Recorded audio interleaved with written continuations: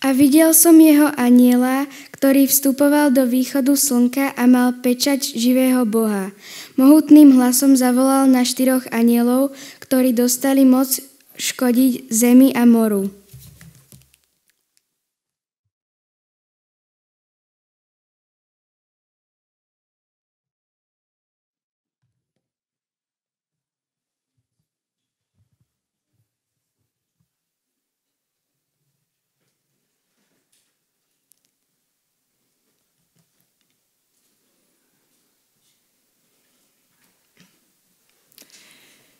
Predstav si svet v blízkej budúcnosti, kde ľudia vedia, že sa blíži koniec dejín. Niekto sa cíti bezpečne za vysokými múrmi. Niekto hľadá úkryt v podzemných chodbách. Niekto premýšľa o úniku do hôr alebo ďaleko od civilizácie. A tak, napokon uprostred všetkých ľudských snách o bezpečie vyniká práve Božia pečať, ten pravý znak Božej ochrany. Milé sestry, milí bratia, priatelia, deti, dnes sa spoločne zamyslíme nad tým, čo je Božia pečať, a to je práve v Zjavení 7. kapitoly.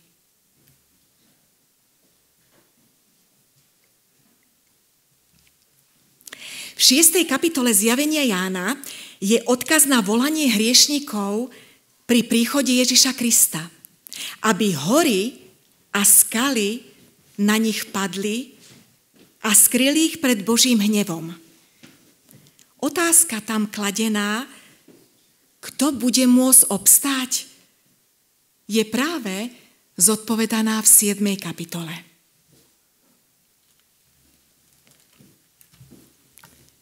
Prvý verš. A potom som videl 4 anjelov, ktorí stáli na 4 uhloch zeme a držali 4 vetry zeme, aby nevial vietor na zemi, ani na mori, ani na žiadny strom.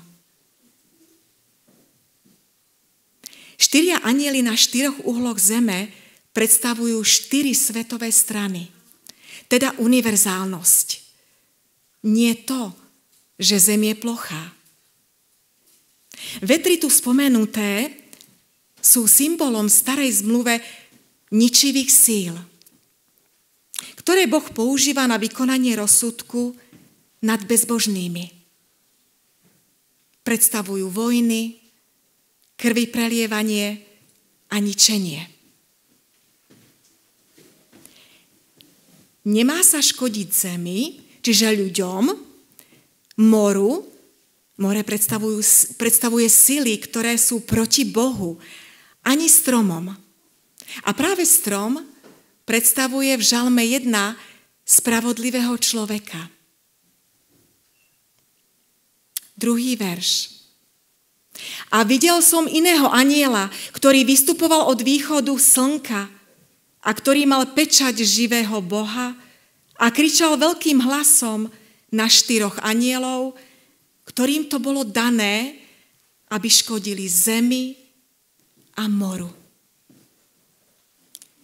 Prichádza anjel od východu. Východ je v Biblii obvykle spojený s Bohom. Mal pečať a varovne kričal, aby sa škodilo zemi, čiže ľuďom, aby sa škodilo zemi a moru najskôr, potom teda nie, až príde zapečaťovanie. Takže on kričí, aby sa škodilo zemi, čiže ľuďom, moru, čiže všetkému, čo ničí Boha. A v 3. verši je zaznamenané. Neškodte zemi, ani moru, ani stromom, dokiaľ nezapečatíme služobníkov nášho Boha na ich čelách. Ako prebieha zapečaťovanie?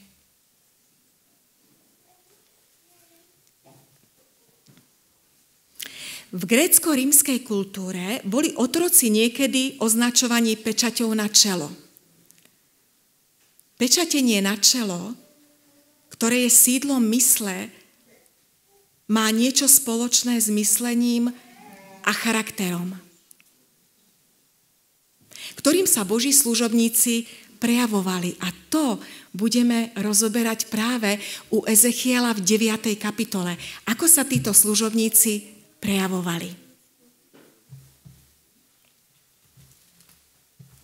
V Novom zákone sa zapečatenie spája s prijatím Ducha Svätého.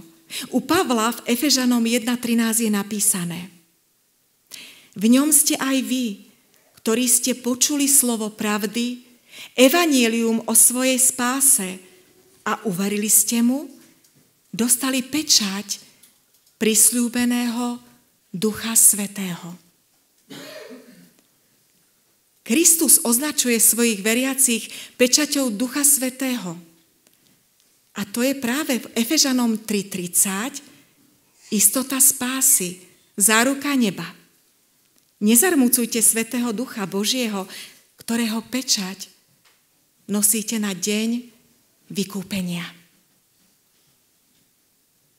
Pečať je aj znakom pravého kresťana, na rozdiel od tých, ktorí sa za kresťanov iba vydávajú. 2. Timoteova 2.19. Ale pevný Boží základ stojí a má túto pečať. Pán pozná tých, čo sú jeho. A človek s pečaťou patrí Bohu. Zjavenie 14.1. Potom som videl, hľa, baránok stál na vrchu Sion a s ním 144 000 tých, čo mali na čele napísané jeho meno a meno jeho otca.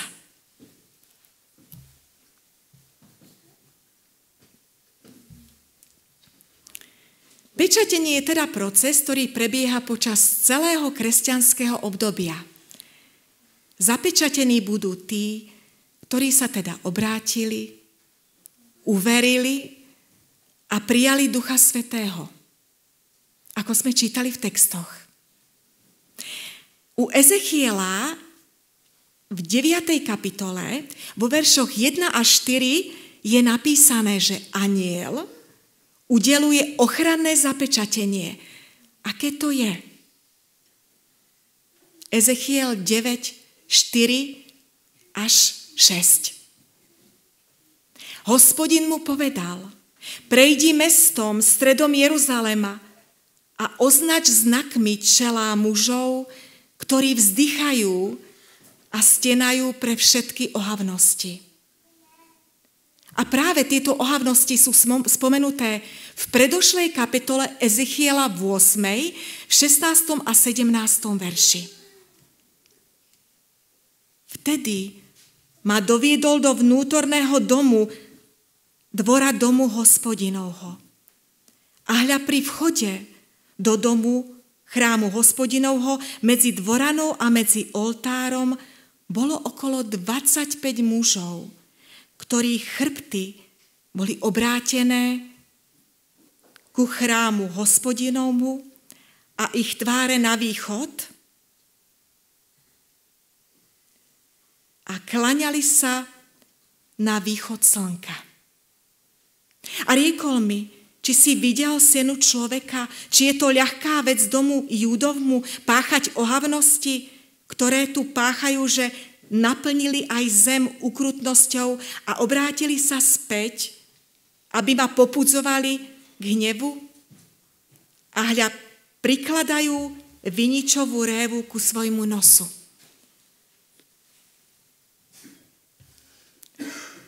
Títo starci predstavujú tých, ktorí vzdychajú pre ohavnosti falošného uctievania.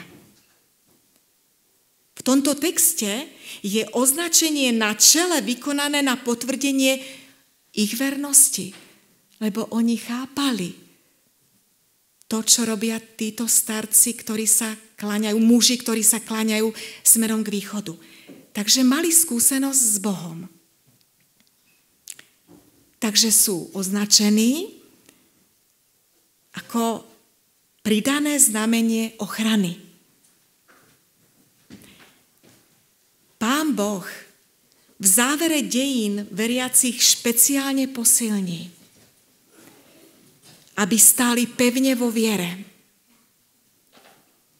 Po označení anjeli vetry uvoľnia a tie dopadnú na tých, ktorí nie sú označení.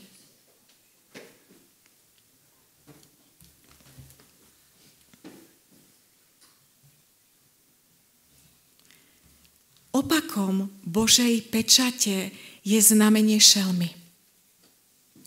Toto znamenie dostanú tí, ktorí sa v posledných dňoch pozemských dejín postavia proti Bohu a jeho ľudu a evanjeliu. Zjavenie 13:16. A pôsobí, že všetci, malí i veľkí, bohatí i chudobní, slobodní i otroci, dostanú znak na pravú ruku alebo na čelo, aby nemohol kupovať ani predávať nikto, kto nemá ako znak meno šelmy alebo číslo jej mena. Zjavenie 16:2. Odišiel prvý anjel a vyrial svoju čašu na zem, na ľuďoch, ktorí mali znak šelmy a ktorí sa klaniali jej obrazu, sa povyhadzovali zhubné a zlé vredy. A trojanielské posolstvo, Zjavenie 24. To bolo predtým. Videl som tróny, na ne si sadli tí, ktorí dostali moc súdiť. Videl som aj duše tých, ktorí boli sťatí pre Ježišovo svedectvo a pre Božie slovo.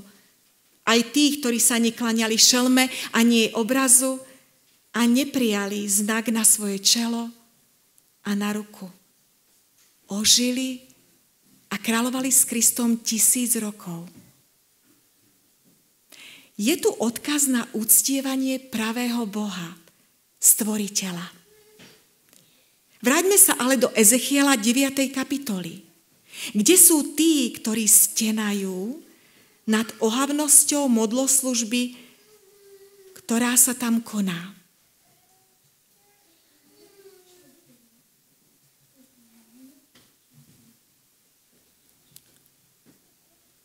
Falošné uctievanie. Čo to je falošné uctievanie? Už sme to aj dnes mohli na sobotnej škole trošku otvoriť. Je to modloslužba, alebo inak modlárstvo. A čo to je modlárstvo, modloslužba? Je to nahradenie toho, čo by malo mať v našom živote najvyššiu duchovnú hodnotu niečím iným. Napríklad kariéra, majetok, postavenie, sociálne siete, vzdelanie, vzťahy, ale aj zdravie a podobne. Všetky tieto veci samo o sebe nie sú zlé. Ale ak sa z nich stane to, čo nahradí Boha, stávajú sa modlami.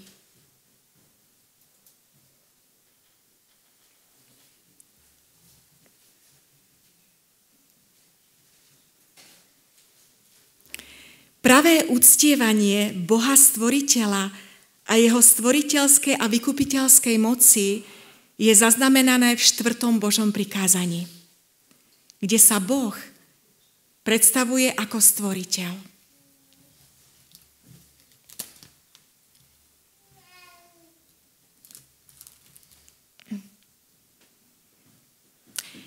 Boh v každej generácii kresťanov skúša vernosť tých, ktorí majú byť zapečatení.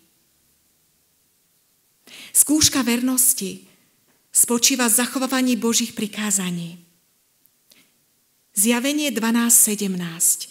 Drak sa na ženu nahneval a odišiel bojovať proti ostatným z jej potomstva, ktorí zachovávajú Božie prikázania a držia sa svedectva Ježišovo. Zjavenie 14:12.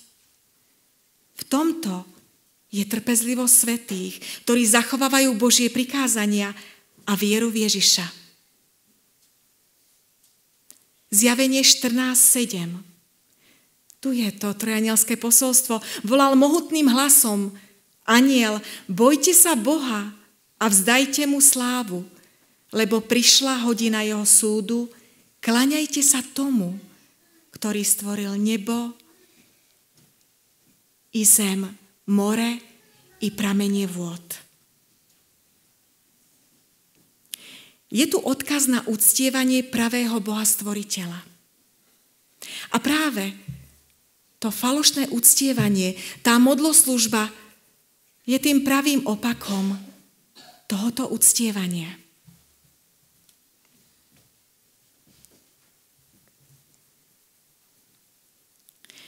Pravé uctievanie Boha stvoriteľa a jeho stvoriteľskej a vykupiteľskej moci, ako som povedala, je zaznamenané v 4. Božom prikázaní, kde sa Boh predstavuje ako stvoriteľ. Dovolila som si poukázať na pečatidlo predošlej prezidentky Zuzany Čaputovej. Je na ňom meno Zuzana Čaputová. Titul prezidentka a miesto pôsobenia jej Slovenská republika. Tak aj v 4. Božom prikázaní sa nachádzajú znaky Božej pečate.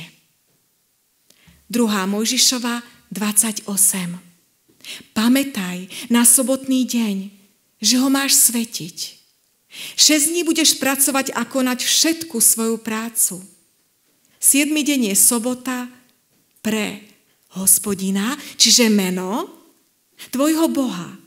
Nebudeš konať nejakú prácu ani ty, ani tvoj syn, ani tvoja dcéra, ani tvoja sluha, ani tvoja slúžka, ani tvoj dobytok, ani cudzinec, ktorý je v tvojich bránach.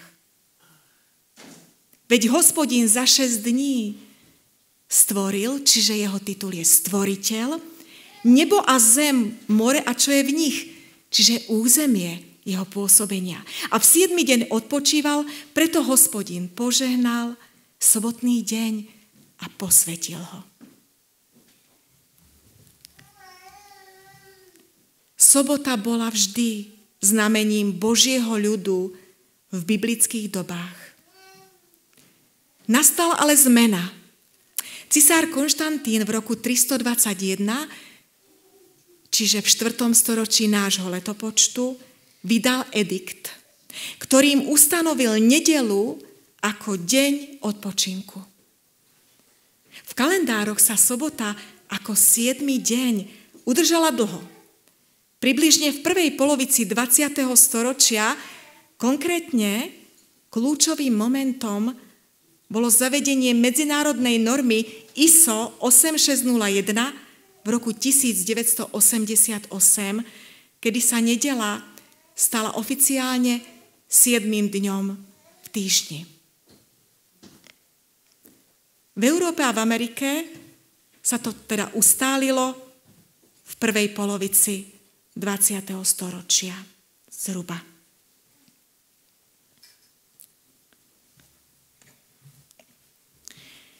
Pokračujeme ďalej v zapečaťovaní svätých, ako je dnešná téma. A budeme čítať o 144 000, ktorí sú títo svätí zapečatení. Možno toto číslo chápať doslovne? Vieme, že v zjavení čísla znamenajú spravidla kvalitu a nie množstvo a počet. 144 000, čiže 12 krát 12 krát 1000. 12 je číslo Božieho kráľovstva.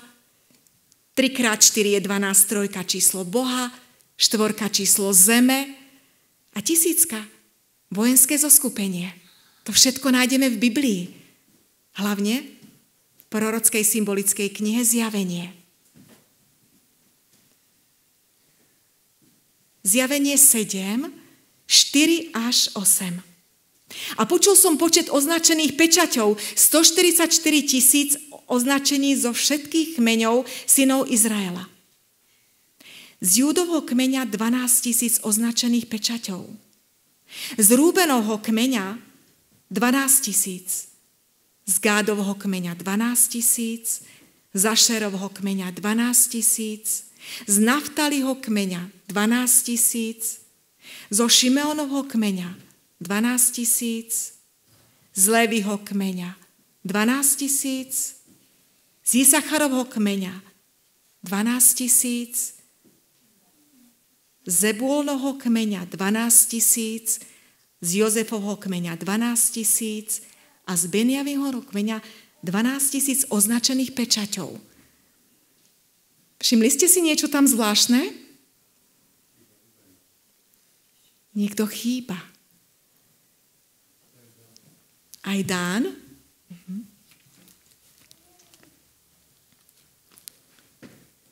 Spomenuté kmene v tomto kontexte nie sú uvedené v celku, ani v správnom poradí. Majú teologický význam a nie sú historickým záznamom, rovnako ako číslo 144 000, ako aj 12 kmeňov izraelských, nemožno chápať doslovne. Prečo? Dnešný judaizmus nezastupuje všetkých 12 kmeňov. Kmeň Júda je uvedený ako prvý namiesto pokolenia Rúben. Prečo? Pretože Ježíš pochádzal práve z tohto pokolenia. Pokolenia Dán a Efraín chýbajú. Nahradili ich kmene Jozef a Lévi.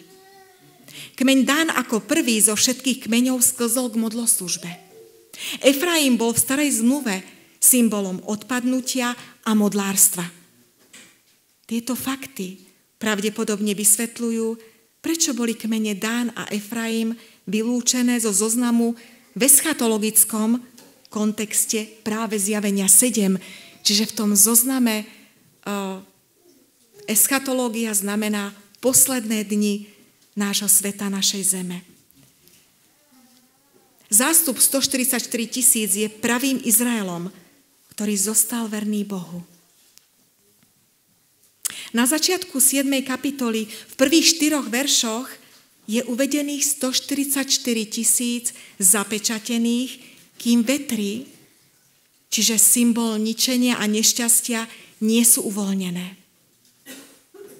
Anjeli držia vetry, pokým prebieha zapečaťovanie a po skončení tohto procesu budú vetry uvoľnené a na ľudstvo bude vyliatých 7 posledných rán.